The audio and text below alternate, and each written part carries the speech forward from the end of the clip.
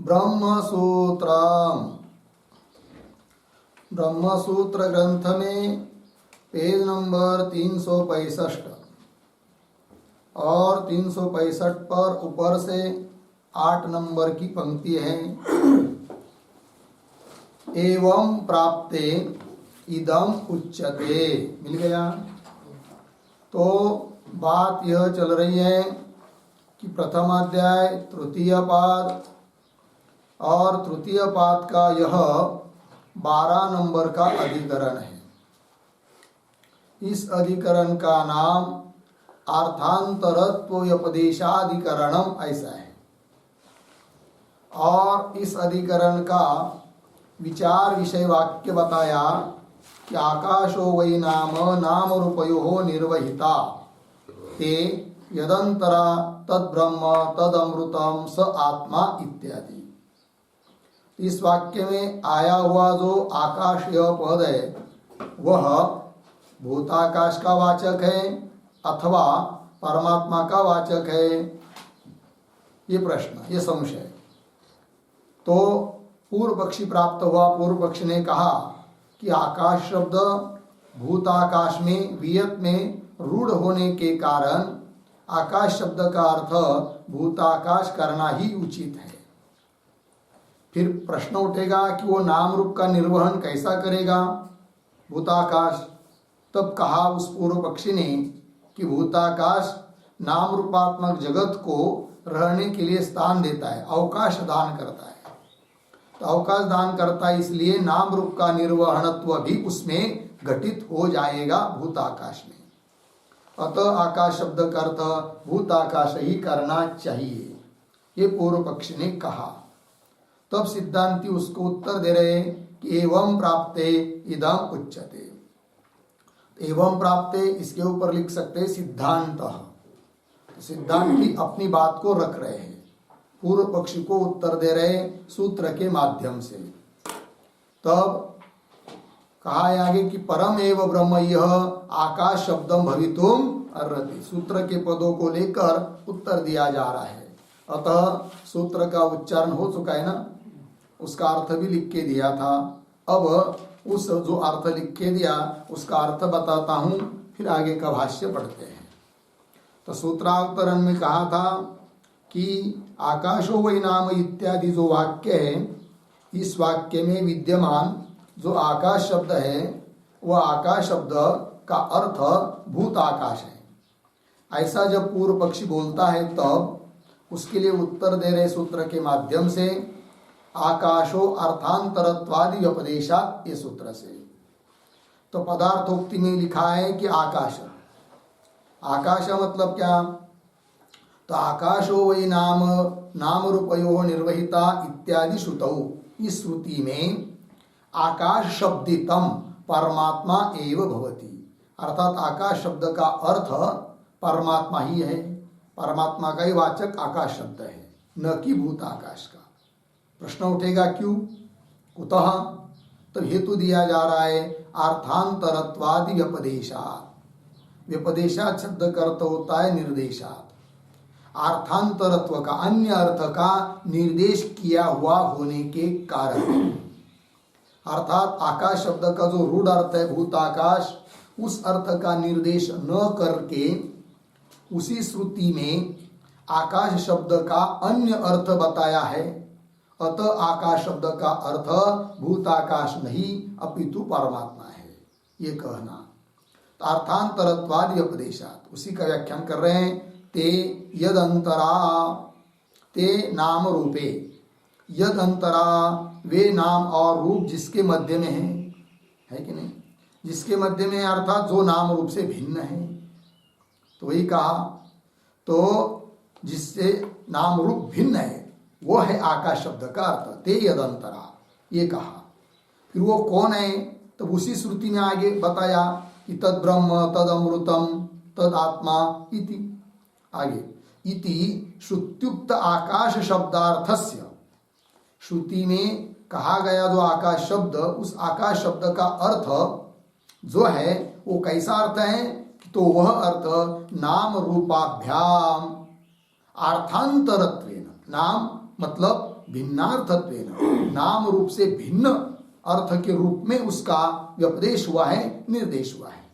अर्थात आकाश शब्द का वो अर्थ है जो कि नाम रूप से भिन्न है, और नाम रूप से भिन्न एक ही वस्तु है, वो कौन? ब्रह्म तत्व। अर्थात यह अर्थ निकल आता है कि आकाश शब्द का अर्थ परमात्मा है, भूताकाश नहीं। यदि भूताकाश अर्थ करेंगे तो भूताकाश स्वयं विकारी है, कार्य है, नाम रूपात्मक है, तो नाम रूप से भिन्न अर्थ सिद्ध नहीं होगा आकाश शब्द का अर्थ यदि भूताकाश करेंगे तो। अतः आकाश शब्द का अर्थ भूताकाश नहीं है, अपितु वो अर्थ है कि जो अर्थ नाम रूपात्मक जगत से भिन्न है, और वो ब्रह्म ही है। ठीक, अर्थात आकाश शब्द का अर्थ परमात्मा हो गया।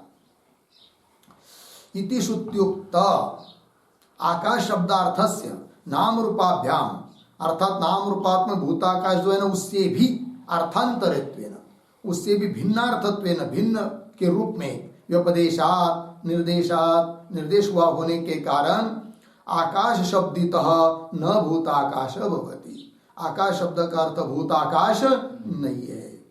क्यों?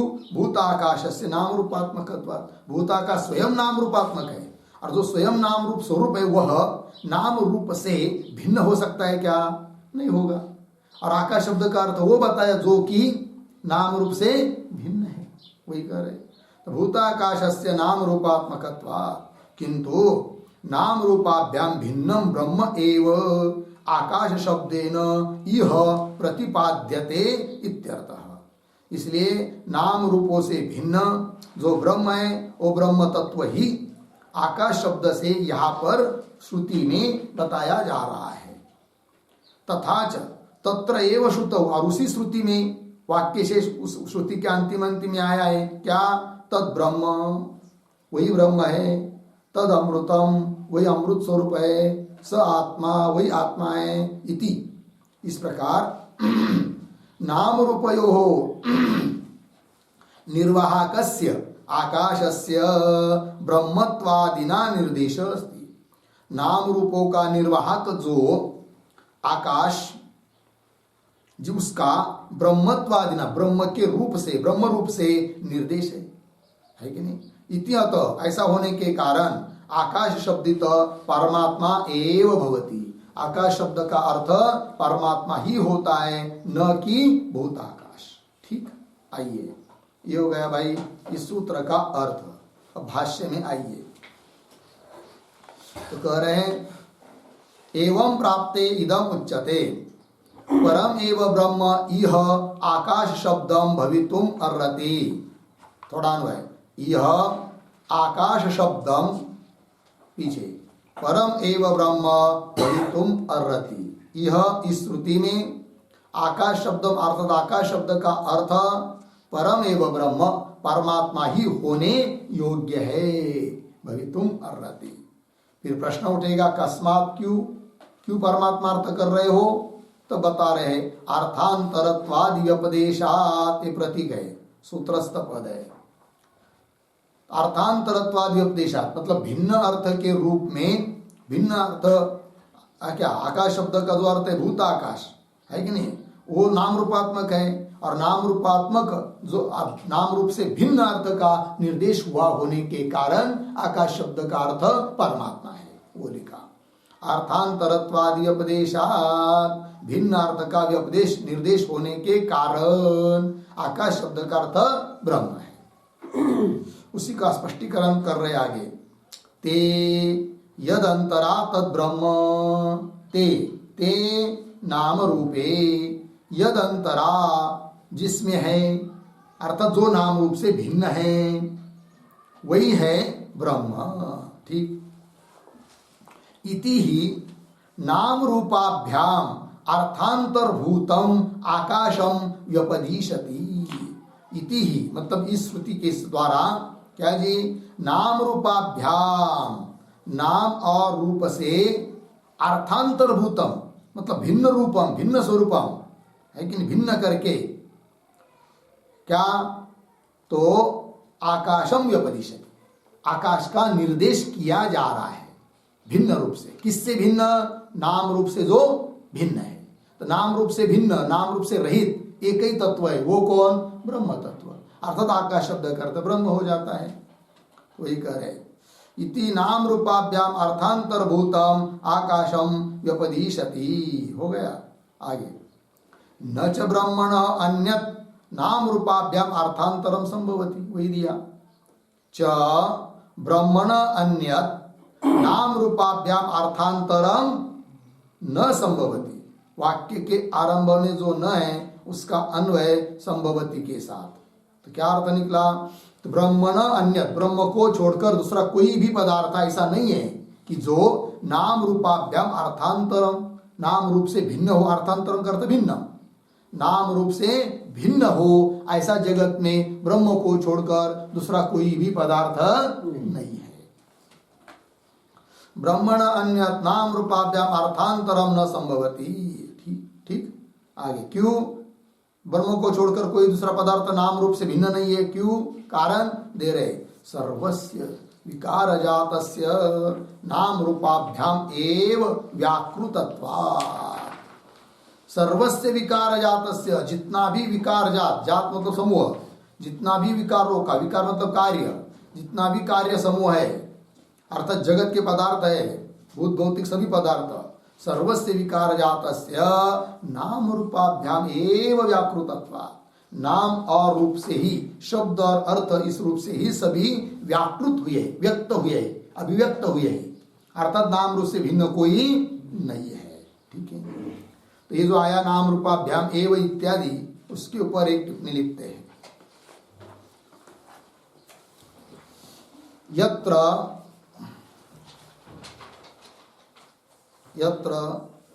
नाम रूप शब्दौ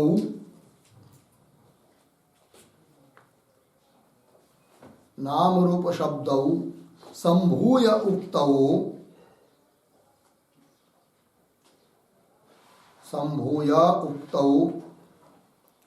तत्र शब्दार्थौ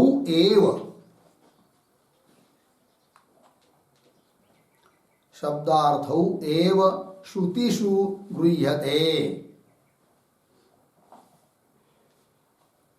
श्रुतिषु गृह्यते। तन्नाम रूपाभ्याम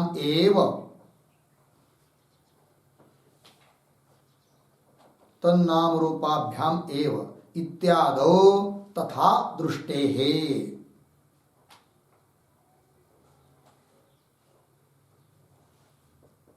इत्यादौ तथा दृष्टि। पूर्ण विराम। आगे न च शब्दार्थांतरभूतस्य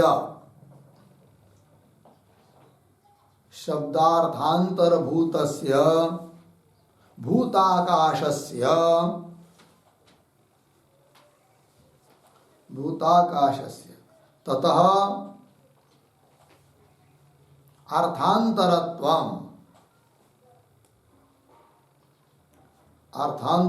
कौंस में भिन्नत्वम कौंस बन इत्यर्थः। पूर्ण विराम। इति अतः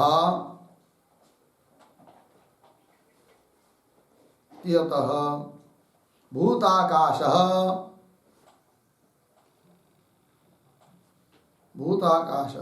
नाम रूपयोः निर्वाहकः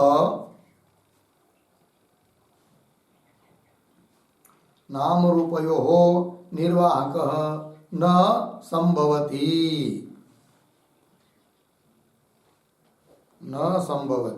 पूर्ण विराम। तस्य नाम रूपांतर्गतत्वात् ठीक है। देखिए भाई अर्थ, यत्र जहां भी कहीं नाम रूप शब्दों, नाम और रूप ये दो शब्द मिलकर प्रयोग किए जाते हैं। नाम रूप शब्दों संभूय उक्तो तत्र, वहां पर उसका अर्थ यही होता है शब्द और अर्थ।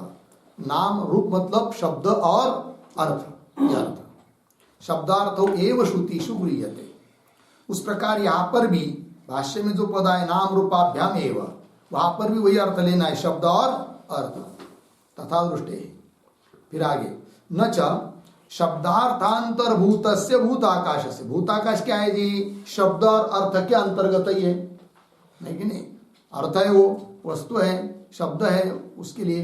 तो शब्दार्थांतरभूतस्य शब्दार्थांतरभूतस्य भूताकाशस्य ततः अर्थांतरत्व। वो भूताकाश स्वयं उससे भिन्न नहीं है, क्योंकि वो क्या है? नाम रूपात्मक है। कौन? भूताकाश। फिर नाम रूप से भिन्न है वो भूताकाश, ऐसा कह नहीं सकता। जो चीज स्वयं नाम रूपात्मक हो वही चीज नाम रूप से भिन्न है, ऐसा नहीं कहा जा सकता। उसी प्रकार भूताकाश नाम रूप के अंतर्गत है, नाम रूप स्वरूप है, अतः वो भूताकाश नाम रूप से भिन्न नहीं है। अतः श्रुति में आया हुआ आकाश शब्द का अर्थ भूताकाश नहीं कर सकते, क्योंकि वो भूताकाश नाम रूप से भिन्न नहीं है। और भूताकाश और श्रुति में आए हुए आकाश शब्द का अर्थ वो बताया जो कि नाम रूप से भिन्न हो। शब्दार्थांतरभूतस्य भूताकाशस्य तत अर्थांतरत्वं भिन्नत्वं न इत्यर्थः। इत्यतः इसलिए भूताकाशः नाम रूपयो निर्वाहक न संभवति। इसलिए भूताकाश नाम और रूप का निर्वाहक नहीं हो सकता, नाम रूप का निर्माण नहीं कर सकता है वो जगत का भूताकाश, और उसको धारण भी नहीं कर सकता है, उसका नियमन भी नहीं कर सकता है। कौन? भूताकाश स्वयं जड़ है। आगे तस्य क्यों? तस्य नाम रूपांतर्गतत्वात्। वो तस् भूता का स्वयं नाम रूप के अंतर्गत है। हो गया। आइए मूल भाष्य में। सर्वस्य विकार जातस्य नाम रूपाभ्याम एव व्याकृतत्वात्। ठीक है, आगे चलिए। नाम रूपयोः अपि निर्वहणम निरंकुशम न ब्रह्मण अन्यत्र संभवति। ठीक है, अब क्या बात कही जा रही है इस पंक्ति से? तो नाम रूपयो, इसके पूर्व में एक छोटा वाक्य, नाम रूप निर्वाहकत्वम, नाम रूप निर्वाहकत्वम निरंकुशम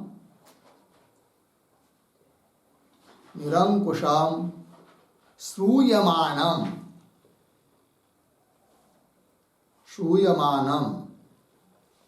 परतंत्रे भूताकाशे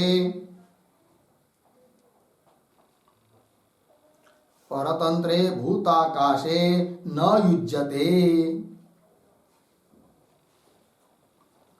युज्यते इति आह नाम रूपयोः इति। देखिए भाई अर्थ,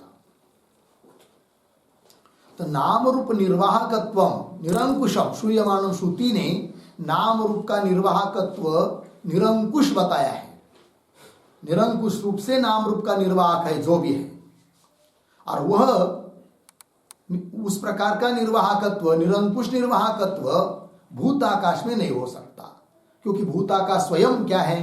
परतंत्र है, नहीं कि नहीं? कार्य है ना, कार्य परतंत्र होता है, कारण के अधीन होता है। तो स्वयं परतंत्र ऐसा जो भूताकाश, उसमें स्वयं ही वो परतंत्र होने के कारण उसमें निरंकुश निर्वाहकत्व हो नहीं सकता। फिर निरंकुश निर्वाहकत्व किसमें हो सकता है? केवल एकमात्र ब्रह्म में ही हो सकता है। ब्रह्म ही केवल निरंकुश निर्वहन कर सकता है सभी नाम रूप का। वही बात कह रहे हैं, नाम रूपयो अपि निर्वहणम निरंकुशम न ब्रह्मण अन्यत्र संभवति। थोड़ा अन्वय, नाम रूपयो अपि, आगे जाकर निरंकुशम, पीछे निर्वहणम, आगे ब्रह्मण अन्यत्र, पीछे न संभवति, अंतिम में। ठीक है, नाम और रूप का भी निरंकुश निर्वहन ब्रह्मण अन्यत्र, ब्रह्म को छोड़कर अन्य किसी में भी संभव नहीं है। निरंकुश निर्वहन, निरंकुश निर्वहन केवल ब्रह्म ही कर सकता है। ठीक है ना? किसका? नाम और रूप का निरंकुश निर्वहन। निरंकुश मतलब क्या और निर्वहन मतलब क्या, उसका अर्थ लिखिए। निरंकुशम बराबर निरंकुशत्वम बराबर अनन्याधीनत्वम, अनन्याधीनत्वम बराबर स्वतंत्रम इत्यर्थः, स्वतंत्रम इत्यर्थः पूर्ण विराम। निर्वहणम बराबर, निर्वहणम बराबर नियंतृत्वम अर्धविराम। निर्माण कर्तृत्वम अर्धविराम। धारण कर्तृत्वम वा,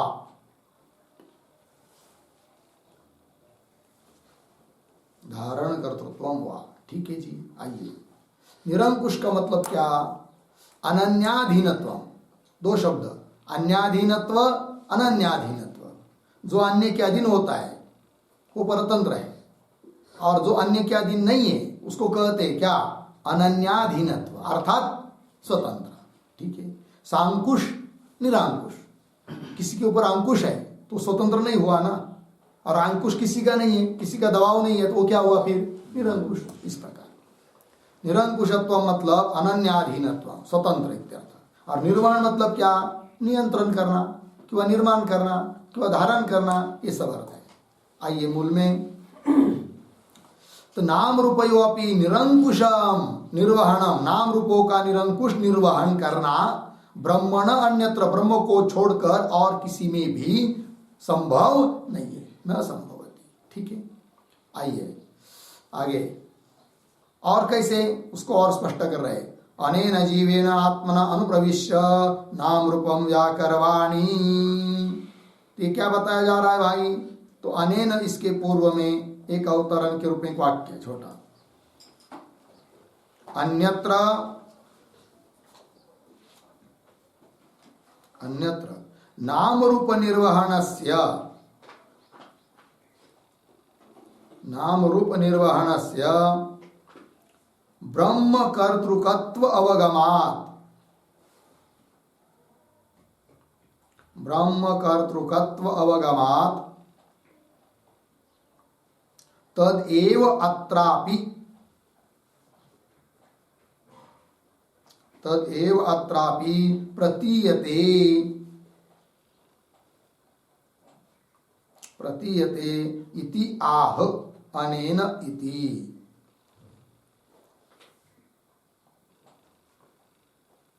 ठीक, देखिए भाई अर्थ। अन्यत्र नाम रूप निर्वहणस्य ब्रह्म कर्तृकत्व अवगमात्, अन्यत्र मतलब अन्य श्रुतियों में भी क्या? कि नाम रूप के निर्वहन का कर्तृत्व ब्रह्म में ही बताया गया है, अन्य श्रुति में भी। उससे भी जाना जाता है कि ब्रह्म ही नाम रूप का निर्वाहक है। तो जैसा अन्य श्रुति में बताया है उसी प्रकार यहाँ पर भी समझना चाहिए। तदेव अत्रापि प्रतीयते, यहाँ पर प्रतीत होता है, इस बात को कह रहे हैं अनेन इत्यादि पंक्ति के द्वारा। तो आइए, अनेन जीवेन आत्मना अनुप्रविश्य, इस जीवात्मा रूप से प्रवेश करके नाम रूपे व्याकरवाणी, नाम और रूप को मैं व्यक्त करूं, ऐसा भगवान ने कहा है। जीवात्मा रूप से प्रवेश करके नाम रूप को व्यक्त करूं, ये कहा है। अर्थात परमेश्वर ही, परमेश्वर में ही है नाम रूप का कर्तृत्व, निर्वाहन कर्तृत्व इत्यादि। आगे, इत्यादि ब्रह्म कर्तृकत्व श्रवणात्, इत्यादि श्रुति में ब्रह्म में ही नाम रूप का निर्वाहन कर्तृत्व सुनाई देता है, श्रुति बताती है। ठीक है। हाँ, अतः यह इस अधिकरण का विचार विषय जो वाक्य है, आकाश वही नाम रूप वो निर्वहिता, तो नाम रूप का निर्वहन करने वाला आकाश बताया। फिर वो आकाश कौन होगा? अर्थात परमात्मा ही होगा, क्योंकि नाम रूप का निर्वहन करता कौन होता है? परमात्मा ब्रह्म ही होता है। ये बात आगे, ननु जीवस्यापि प्रत्यक्षम नाम रूप विषयम निरोधत्वम अस्ति। पूर्व पक्षी आक्षेप कर रहा है, तो ये जो ग्रंथ है ननु इत्यादि, उसके ऊपर लिखिए आक्षेप।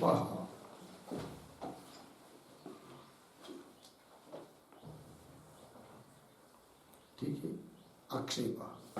तो क्या आक्षेप कर रहा है, क्या कहना है, उसका अभिप्राय क्या है पूर्व पक्षी का, इस बात को समझने के लिए ननु के पूर्व में एक छोटा वाक्य अवतरण के रूप में लिखेंगे। नाम रूप निर्वाहकत्वम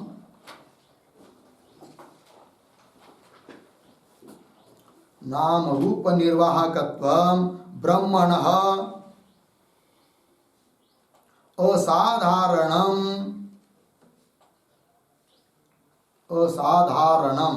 न भवति इति शंकते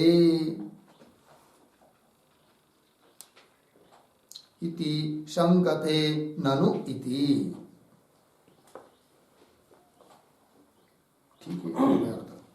तो नाम रूप निर्वाहकत्वम, पूर्व पक्षी कहना चाहता है कि भाई अभी अभी ये सिद्धांत तुमने जो कहा कि निरंकुश निर्वाहकत्व नाम रूपों का ब्रह्म से अन्यत्र किसी में नहीं है, ब्रह्म ही निर्वाहक है नाम रूप का, नाम रूपात्मक जगत का, अर्थात वो उसका असाधारण धर्म है, किंतु उसका ही वो असाधारण धर्म है, ये कहना ठीक नहीं है।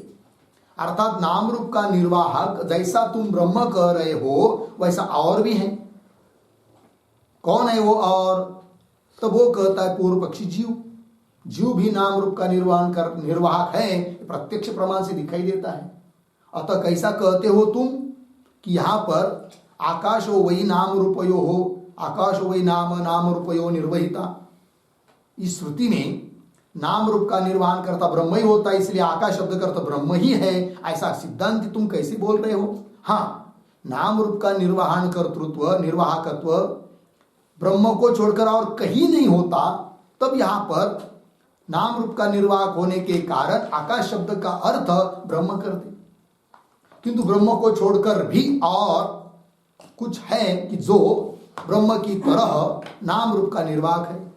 तो कौन है वो? तो बोल रहा है पूर्व पक्षी आक्षेप करके, तो वही कहा आक्षेप ननु जीवस्यापि प्रत्यक्षम नाम रूप विषय निर्वोढृत्वम अस्ति। निर्वोढृत्व मतलब निर्वाहकत्व, नाम रूप का निर्वाहकत्व प्रत्यक्ष प्रमाण से जीव में भी दिखाई देता है। वो कैसे? तो देखिए, जीव भी कोई चीज बनाता नहीं है, क्या बनाता है कि निर्माण करता है कि नहीं? निर्वाहकत्व मतलब क्या? निर्माण कर्तृत्व। तो जीव भी घट आदि को बना देता है और उसका नाम रख देता है। किसी ने थोड़ी बताया वेद ने कि इस वस्तु का नाम रखो, अपने मन से नाम रख देता है कि ये देवदत्त है, ये दत्त है, ये घट है, ये ऐसा नाम भी रख दिया। तो नाम रूप का निर्वाहक जैसा ब्रह्म है वैसा जीव भी तो प्रतीत हो रहा है। अतः ब्रह्म का ही वो असाधारण धर्म है नाम रूप का निर्वहन करना, ये कोई तुम्हारी बात ठीक नहीं, ऐसा आक्षेप कर रहा है कौन? पूर्व पक्षी। और श्रुति में भी जीवेन शब्द आया है। कौन श्रुति में? अनेन जीवेन, इस जीव रूप से। जीव तो वो जीव का उल्लेख तो वहां भी हुआ है, अर्थात नाम रूप का निर्वाहक जीव भी है, ये बोल रहा है पूर्व पक्षी। अनेन ननु जीवस्यापि प्रत्यक्षम नाम रूप विषयम निर्वोढृत्वम अस्ति। लगा इतना? उत्तर दे रहे सिद्धांती, बाढ़म अस्ति। ठीक है, तो बाढ़म अस्ति इसके ऊपर लिखिए समाधानम। बाढ़म अस्ति इत्यादि पंक्ति के द्वारा उत्तर दिया जा रहा है, समाधान कर रहे हैं सिद्धांती।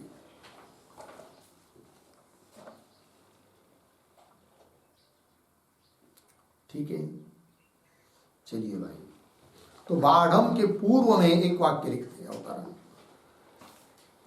यद्यपि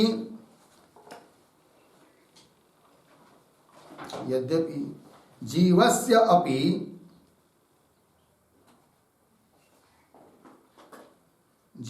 अपि नाम रूप निर्वाहकत्वम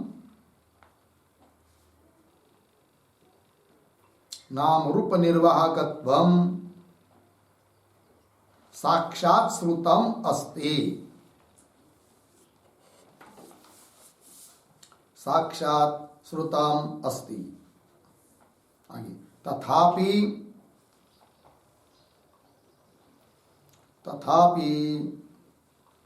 परमेश्वराभेद अभिप्रायेण अभेद अभिप्रायेण अस्ति। पूर्ण विराम। अतः अतः ब्रह्मणः असाधारणम एव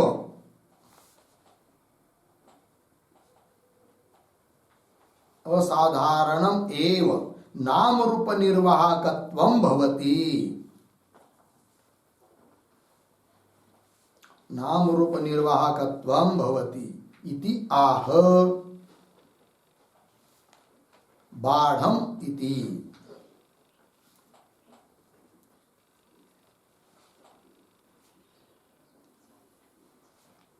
ठीक है, देखिए अर्थ। यद्यपि जीवस्यापि,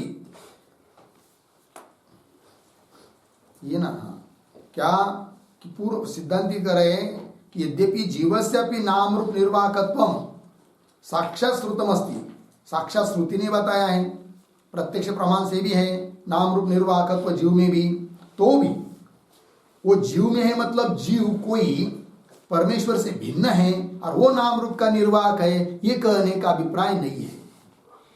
जीव में भी जो नाम रूप का निर्वाहकत्व बताया जाता है ना, वह परमेश्वर से जीव का अभेद है, इसलिए बताया जाता है। अतः इससे सिद्ध होता है कि नाम रूप का निर्वाहकत्व यह ब्रह्म का असाधारण धर्म है कि नहीं? क्योंकि जीव से अभेद करके ही निर्वाहकत्व जीव में बताया है, न कि स्वतंत्र रूप से। ये कहा जा रहा है परमेश्वर अभेद अभिप्रायेण अस्ति, वो बताया है नाम रूप निर्वाहकत्व जीव में। अतः ब्रह्मण असाधारणम एव भवति, क्या नाम रूप निर्वाहकत्व, नाम रूप का निर्वाहकत्व ब्रह्म का असाधारण धर्म है, ब्रह्म में ही है, अन्य में किसी में नहीं है। और यहाँ पर आकाश वही नाम रूप वही निर्वहिता, ये कहा है, इसका मतलब आकाश शब्द का अर्थ ब्रह्म है, ये सिद्ध करना है। हो गया। आइए मूल में, बाढ़म अस्ति, बाढ़म, बाढ़म करता सत्यम अस्ति। हे पूर्व पक्ष, तुम कह रहे हो वो ठीक है, बाढ़म अस्ति, तुम्हारा कहना ठीक है, किंतु क्या अभिप्राय वो समझो। क्या अभेद तु यह विवक्षित, जीव और परमात्मा का अभेद करके जीव में निर्वाहकत्व बताया है, न कि स्वतंत्र रूप से, ये कह दिया। अभेद तु यह विवक्षित, होगा इतना। आइए आगे, नाम रूप निर्वाहन अभिधानात् एव च सृष्टृत्वादि ब्रह्मलिंगम अभीतम भवति। ठीक है ना? पीछे जो बात पूर्व पक्ष ने कही थी ऊपर, उसका उत्तर अब इस पंक्ति से दे रहे हैं। लेकिन क्या बात कही थी? तो ये जो पंक्ति है नाम रूप निर्वहन अभिधानात् इत्यादि, उसके पूर्व में एक वाक्य लिखते हैं तो पंक्ति लगेगी, लिखेंगे यच्च उक्तम, यच्च उक्तम स्पष्टम लिंगम नास्ति, स्पष्टम लिंगम नास्ति इति अर्धविराम तत्र आह, तत्र आह नाम रूप इत्यादि। ठीक है, पूर्व पक्षी ने अपनी बात रखते समय जो बात कही थी, यच्च उक्तम, क्या कि सृष्टृत्वादि जो ब्रह्मलिंग है वो यहाँ पर स्पष्ट नहीं है। सृष्टृत्वादेश्च स्पष्ट से ब्रह्मलिंग से अश्रवणात्, ऐसा कहा था ना पूर्व पक्षी ने, है कि नहीं? तो उस पर यच्च उक्तम स्पष्टम लिंगम नास्ति इति, तत्र उसके बारे में अब बोल रहे सिद्धांति। क्या? देखिए पंक्ति, नाम रूप निर्वहन अभिधानात्, नाम रूप का निर्वहन करने वाला कौन है? परमात्मा। ऐसा अभिधान कथन हुआ होने के कारण उससे ही सिद्ध हो जाता है कि नाम रूप का निर्वहन ब्रह्म करता है, इसका मतलब नाम रूप का निर्माण करता है, अर्थात नाम रूपात्मक जगत का उत्पन्न करता है। तो सृष्टृत्वादि उत्पन्न करना रूप जो ब्रह्मलिंग है वो यहाँ पर भी स्पष्ट है। इसलिए पूर्व पक्षी तुम ये नहीं कह सकते कि यहाँ पर ब्रह्मलिंग सृष्टृत्वादि अस्पष्ट है, अश्रवण है करके ऐसा कह नहीं सकते। ये सिद्धांति उत्तर दे रहे हैं। नाम रूप निर्वहन अभिधानात्, नाम रूप के निर्वहन का कथन हुआ होने के कारण ही अभिधानात् एव सृष्टृत्वादि, नाम रूप को निर्माण करना, नाम रूप जगत को निर्माण करना इत्यादि ब्रह्मलिंगम अभिहितम अस्ति, अभिहितम कथितम अस्ति। ब्रह्म का लिंग यहाँ पर कथित है, ठीक है ना। और तद ब्रह्म तद अमृतम स आत्मा इति च ब्रह्मवाद से लिंग, और भी ब्रह्म के लिंग है यहाँ पर इस श्रुति में। वो कौन? वाक्य शेष में कौन वो वाक्य शेष? तो वही करे तद ब्रह्म, वो ब्रह्म है, वही अमृत है, स आत्मा इति च ब्रह्मवादस्य लिंगानि संति इत्यर्थः। तो ब्रह्मवादस्य मतलब ब्रह्म कथनस्य है कि नहीं, ब्रह्म को ही द्योतित करने वाले लिंग यहां पर और भी विद्यमान है वाक्य शेष में। ब्रह्म, अमृत, आत्मा इत्यादि शब्द का प्रयोग, ठीक, ये हुआ। इति च ब्रह्मवादस्य लिंगानि, ठीक। अब एक बात प्रश्न उठता है, क्या कि पूर्व पक्षी ने कहा था सृष्टुत्वादि स्पष्ट ब्रह्मलिंग से अश्रवणात्, सृष्टुत्वादि जो ब्रह्म के लिंग है वो यहां पर स्पष्ट नहीं है। और पीछे आकाशस्थ लिंगात 1:22 वहां पर आकाशादिकरण में स्पष्ट ब्रह्मलिंग है, अतः यहां पर पुनरुक्ति नहीं है, ऐसा पूर्व पक्षी ने कहा था। अब सिद्धांति ने कहा कि यहां पर भी नाम रूप निर्वहन का विधान होने से सृष्टुत्वादि स्पष्ट ब्रह्म का लिंग है, तब तो क्या होगा? पुनरुक्ति हो जाएगी। तब कैसा होगा? तब सिद्धांति कह रहे पुनरुक्ति नहीं होगी। क्यों? आगे के वाक्य में बता रहे, आकाशस्थ लिंगात इति अस्यैव अयं प्रपंचः, उसी का यह विस्तार है, अतः पुनरुक्ति कहाँ होगी? ये बात तो वही करे, आकाशस्थ लिंगात। तो आकाश ये जो शब्द है कि नहीं, उसके पूर्व में एक वाक्य लिखिए, तर्हि पुनरुक्ति ही, तर्हि पुनरुक्ति अर्धविराम, तत्र आह आकाश इति पूर्णविराम, तस्य एव साधकः, तस्य एव साधकः अयं विचारः, अयं विचारः इति अतः न पौनरुक्त्यम्, न पौनरुक्त्यम् इति भावः, ठीक। देखिए अर्थ, हाँ,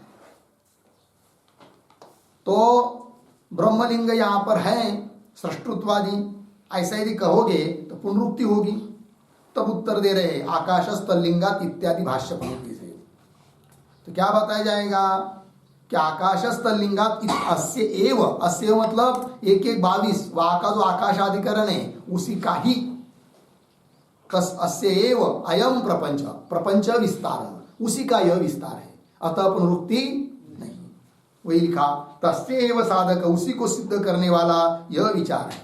इति अतः ऐसा होने के कारण न पुनरुक्त्यम, इसीलिए पुनरुक्ति नहीं है, ये भाव, इस बात को बता दिया, ठीक।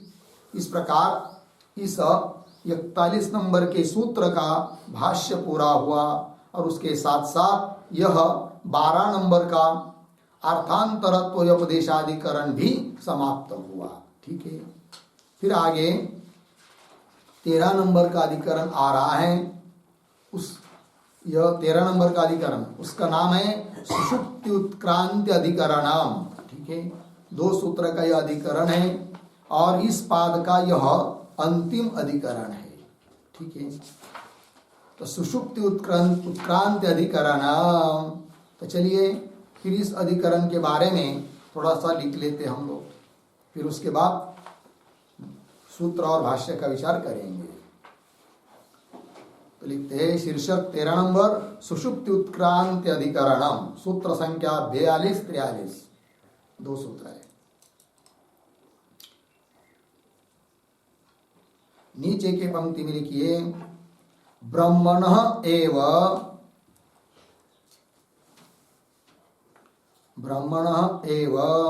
विज्ञानमयत्वाधिकरणम, विज्ञानमयत्वाधिकरणम, पूर्ण विराम कंस बंद। तो विज्ञानमय इत्यादि शब्द से ब्रह्म का ही उपदेश है, कथन है, इस बात का निर्णय करने के लिए इस अधिकरण की प्रवृत्ति हो रही है। थोड़े में अर्थ हुआ। अब आगे चलते हैं। नंबर 1 संगति बराबर पूर्वाधिकरणेन सह, पूर्वाधिकरणेन सह अस्य अधिकरणस्य, अस्य अधिकरणस्य आक्षेप संगति अस्ति।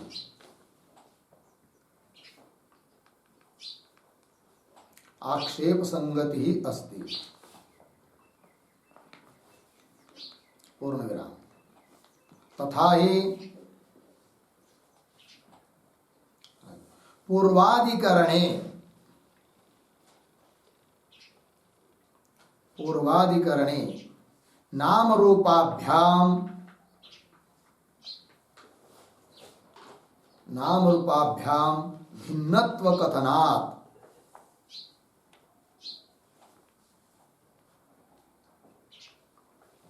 भिन्नत्व कथनात् आकाश शब्दः,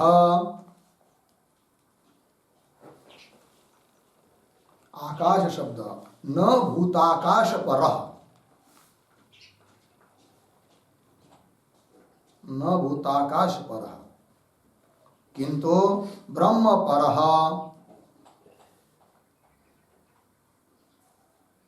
किंतु ब्रह्म परः इति उक्तम भवति, इति उक्तम भवति। पूर्णविराम। तत् अयुक्तम अस्ति,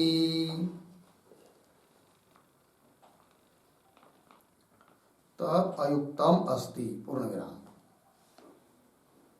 क्यों अर्धविराम?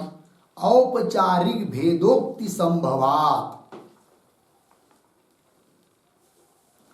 औपचारिक भेदोक्ति संभवात्।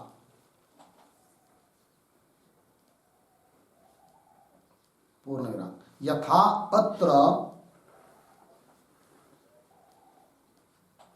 यथा अत्र उद्धरण चिन्ह में प्राज्ञेन आत्मना,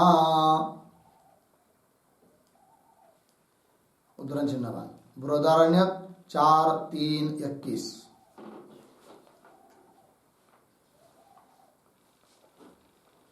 आगे इत्यत्र, इत्यत्र अभिन्ने अपि जीवे, अभिन्ने अपि जीवे भेदोपचारः संभवति, भेदोपचारः संभवति। पूर्णविराम। इति एवं आक्षिप्य, इति एवं आक्षिप्य समाधानात्, समाधानात् आक्षेप संगति अस्ति।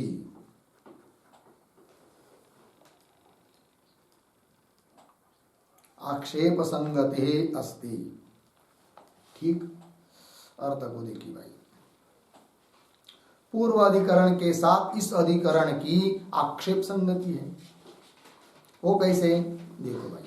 तो पूर्वाधिकरण में नाम और रूप से भिन्न कथनात्, भिन्नत्व कथनात् है कि नहीं? आकाश शब्द, आकाश शब्द का अर्थ जो है वो नाम रूप से भिन्न है, ऐसा कथन हुआ होने के कारण आकाश शब्द न भूताकाश पर, आकाश शब्द का अर्थ भूताकाश नहीं किया, किंतु ब्रह्म किया अर्थ। किंतु वह कहना इति उक्तम भवति तत् अयुक्तम, वो ठीक नहीं है। क्यों भाई? पूर्व पक्षी बोल रहे हैं ना।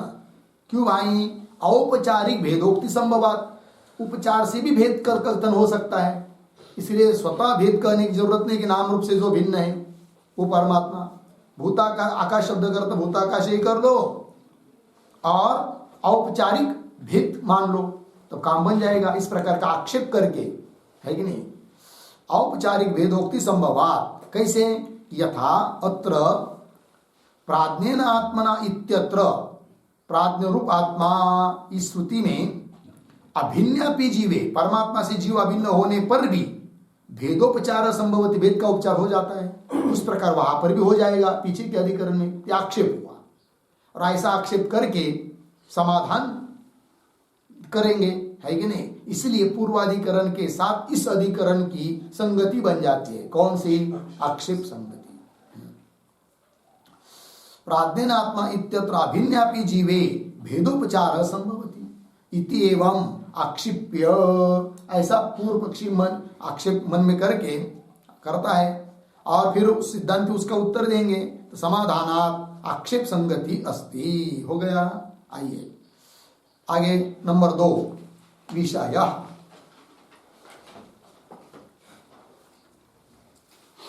उद्धरण चिन्ह में योयम, यह अयम, योयम विज्ञानमयः, विज्ञानमयः प्राणेषु, प्राणेषु रुद्यंतर ज्योति पुरुषः, रुद्यंतर ज्योति पुरुषः। उत्तरण चिन्ह बंद। बृहदारण्यक 4-3-7,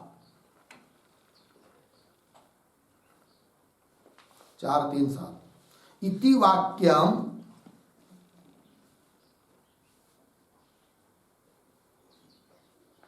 इति वाक्यम अस्य अधिकरणस्य,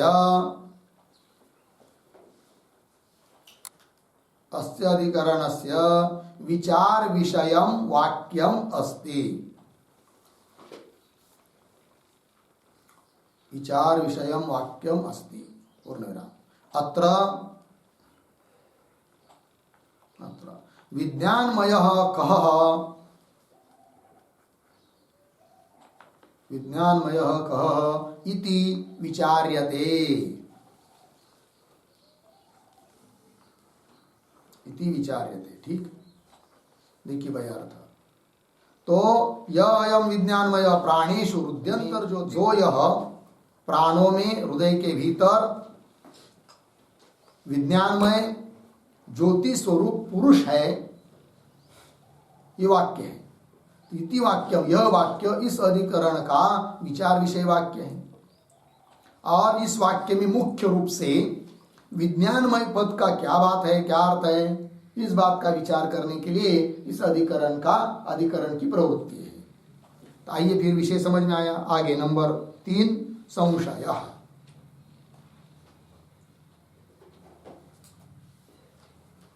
बराबर उद्धरण चिन्ह में योयम विज्ञानमयः,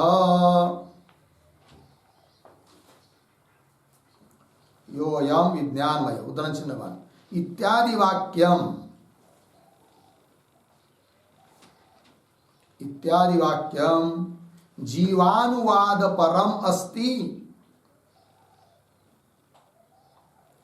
जीवानुवाद परम अस्ति किम वा, किम वा जीवानुवादेन, जीवानुवादेन असंसारी ब्रह्म स्वरूप, असंसारी ब्रह्म स्वरूप प्रतिपादन परम,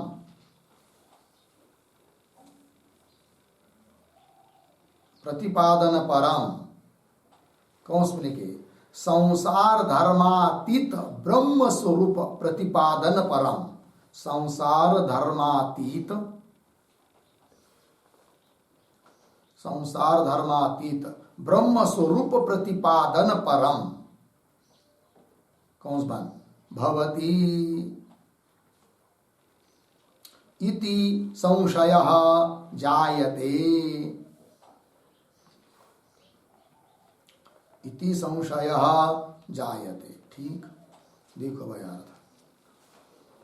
तो योयम विज्ञानमयः इत्यादि वाक्यम, यह वाक्य जो है वह जीवानुवाद परम, जीव का अनुवाद करने के लिए वो वाक्य है, अर्थात जीव का ही प्रतिपादन कर रहा है। किम वा अर्था अथवा जीव अनुवादेन, जीव के अनुवाद के माध्यम से असंसारी, संसार धर्म से रहित ब्रह्म के स्वरूप का प्रतिपादन करने वाला यह वाक्य है। मतलब जीव का प्रतिपादन कर रहा है क्या? जीव का अनुवाद करके ब्रह्म का प्रतिपादन कर रहा है, अर्थात ब्रह्म का प्रतिपादन कर रहा है। क्या कर रहा है वाक्य? संसार धर्माति ब्रह्मस्वरूप प्रतिपादन परम भवति इति संशय, इस प्रकार का संशय उत्पन्न हुआ। फिर बात आता है आगे 4 नंबर, पूर्व पक्ष।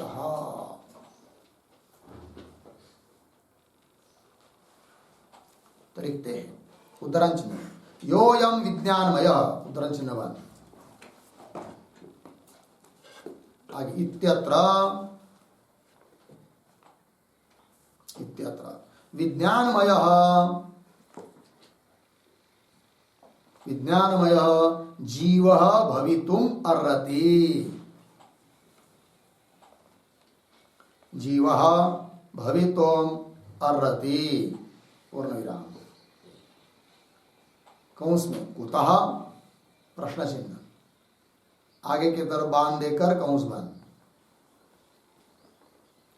फिर आगे योयम विज्ञानमय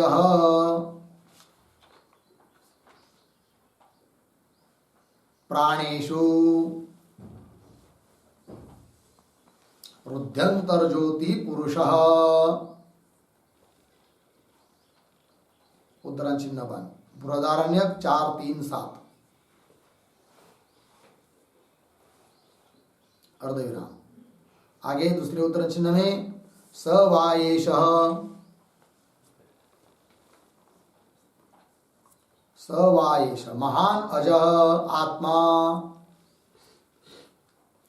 महान अज आत्मा, योयम विज्ञानमय प्राणेषु,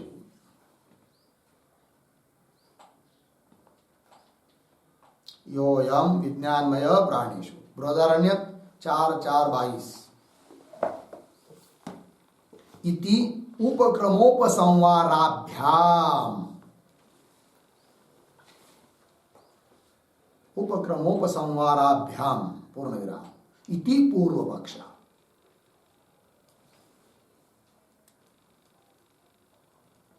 इति पूर्व पक्ष। अर्थ देखिए भाई, तो योयम विज्ञानमय इत्यत्र, इस वाक्य में विज्ञानमय नाम से जीव भवितुम अर्हति, जीव का ही कथन है, ऐसा कह रहा है पूर्व पक्षी। उसको पूछेंगे कुतः, क्यों जीव का ही कथन मान रहे हो? तब उत्तर देता है वो क्या? उपक्रम उपसंवाराभ्याम, उपक्रम में जीव का कथन है, उपसंवार में जीव का कथन है, बीच में भी जीव का कथन है। इसलिए यहाँ यह अयम विज्ञानमय इत्यादि वाक्य में जीव का ही प्रतिपादन है, ऐसा बोलता है कौन? पूर्व पक्षी। वही उपक्रम संवार का वाक्य बता रहा है, योयम विज्ञानमय प्राणेशो रुद्यंतर ज्योति पुरुष, ये उपक्रम। और स वायेश, वही आत्मा महान है, अज है आत्मा, यह अयम विज्ञानमयेषु प्राणेषु इति उपक्रम उपसंवाराभ्याम, उपक्रम और उपसंवार में उसी जीव का कथन हुआ है। अतः इस अधिकरण के विचार विषय वाक्य के द्वारा भी प्रतिपादन का विषय जीव ही है, ऐसा कह रहा है पूर्व पक्षी, इति पूर्व पक्ष। लग गया? फिर आते हैं 5 नंबर सिद्धांत। उद्धरण चिन्ह में योयम विज्ञानमय प्राणेषु, योयम विज्ञानमय प्राणेषु, उद्धरण चिन्ह बंद। इत्यत्र जीव प्रतिपाद्य न भवति,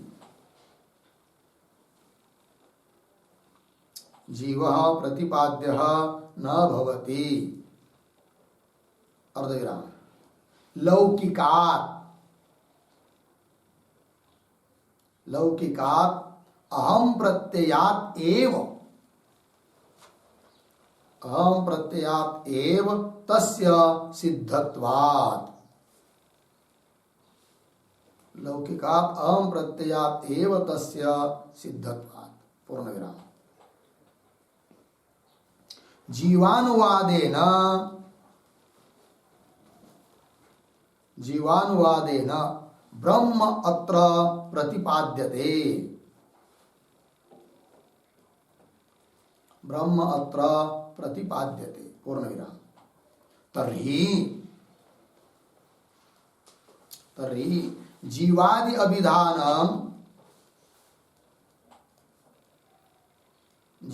अभिधानम अत्र किमर्थम अस्ति?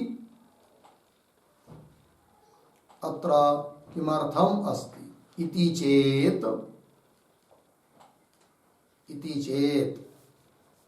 आगे प्राणादि उपादिभ्यः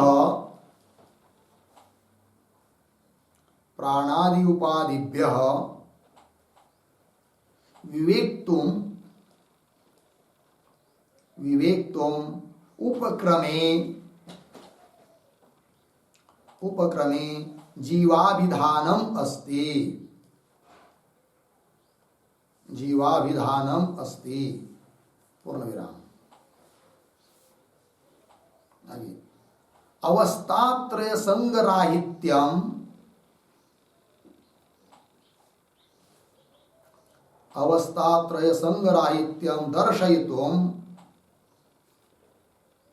दर्शयितुम मध्ये जीवः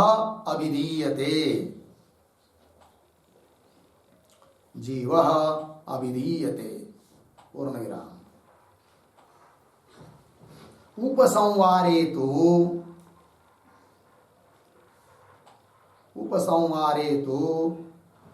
उक्त जीव स्वरूपम उक्तम जीव स्वरूपम अनूद्य जीवस्य ब्रह्मत्वं प्रतिपाद्यते।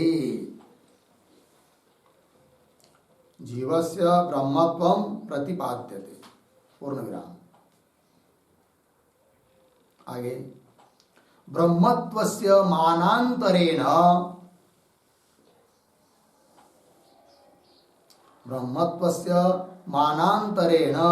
अप्राप्तत्वात् पूर्णविराम। तस्मात् अत्र प्रतिपाद्यं ब्रह्म अस्ति।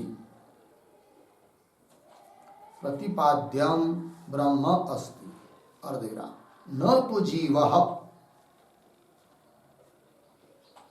न तु जीवः इति सिद्धम।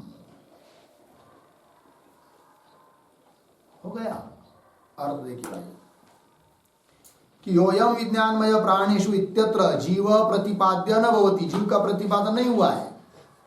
क्यों? तो कह रहे जीव तो पहले प्रसिद्ध है लोगों में, उसका क्या प्रतिपादन करना?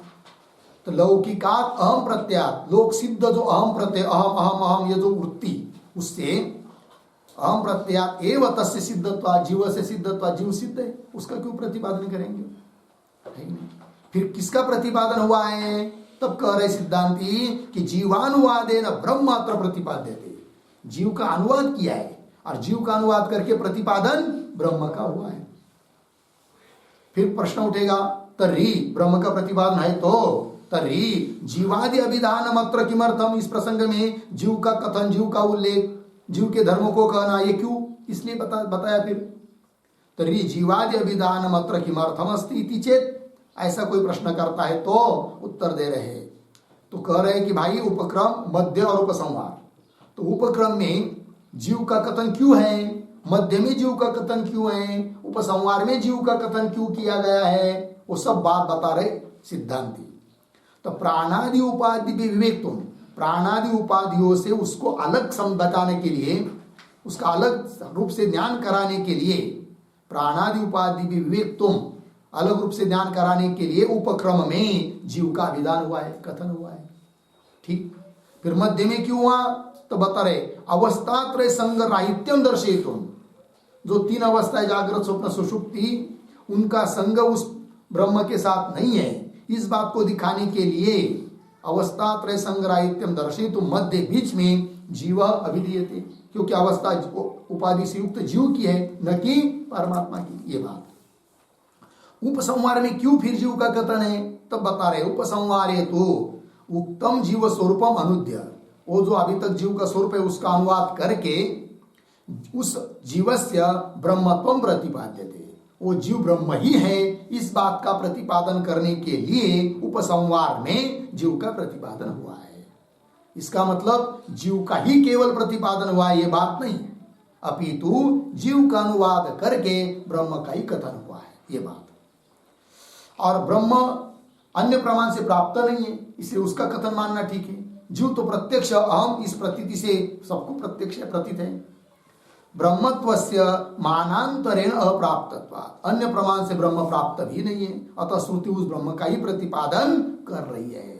ठीक है, तस्मात् इसलिए अत्र इन श्रुतियों में योयम विज्ञान इत्यादि में प्रतिपाद्यम ब्रह्म अस्ति, प्रतिपादन का विषय ब्रह्म ही है, न तो जीव इति सिद्धम। हो गया।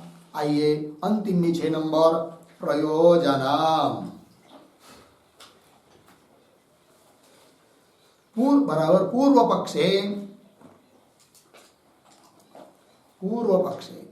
कर्म कर्तृ जीव स्तुति,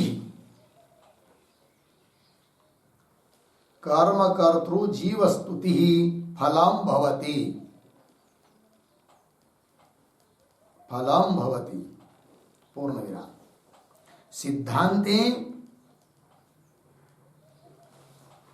सिद्धांते जीवानुवादेन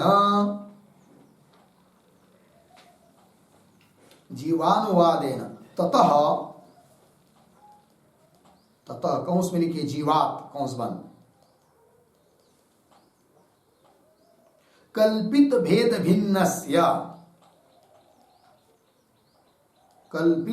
भिन्नस्य प्राज्ञस्य परमात्मनः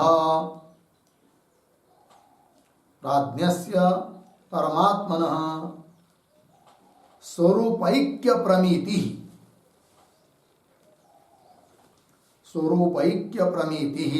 फलं भवति,